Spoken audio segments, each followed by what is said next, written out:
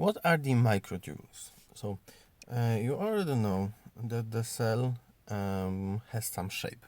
How is it possible that the cell has some shape? Yes, we are generally thinking about the cell as a sack of fluid. Yes, so if it's just a sack of fluid, it would change its shape without any problem. Yes, it's like a balloon with water. So when something would press, it would just change its shape and would be at the lowest possible point. Yeah, but still, we do not have such situation. We have situation that, of course, the cell may elastically deform, but when the pressure would be erased, it would get back to its shape. Yes, and it's not always roundish. Yes, like the balloon with water.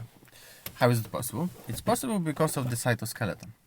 So we have some structures inside the cell that are like scaffolding. And of course, those structures are elastic, yes? They are not rock rigid. The cell can bend, but it is not a balloon with water, yes? It is connected by the cytoskeleton. We have different fibers that are creating the cytoskeleton. The very specialized fibers are, for example, the actin and myosin that are critical for muscle contraction, but they are also present in other cells, not only in the muscle cells. However, a very important part of the cytoskeleton are the microtubules. So microtubules are relatively big molecules that are a bit like a pathways for the cell. So it's a structural component. Yes, they are relatively strong.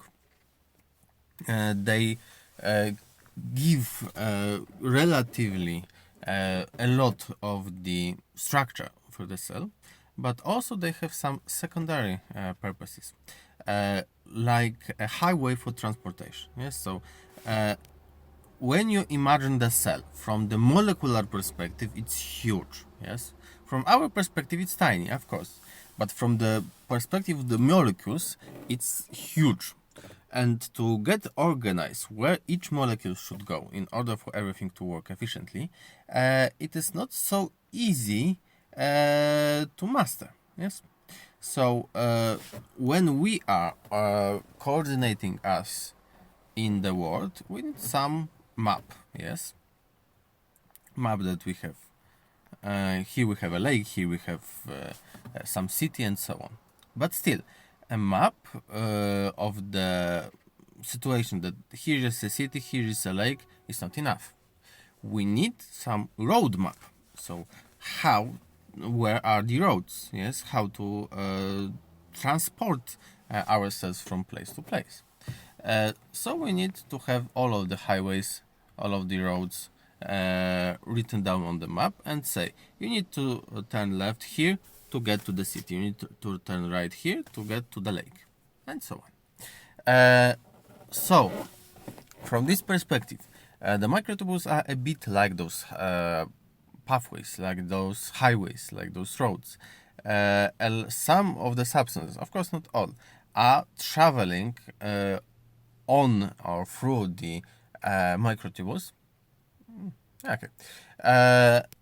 And it helps also organize where each of the organelles will be placed. It helps to organize how the cell divides, and it generally helps with a lot of such organizational things in the cell. Because it just helps to give a structure. Okay, thank you very much.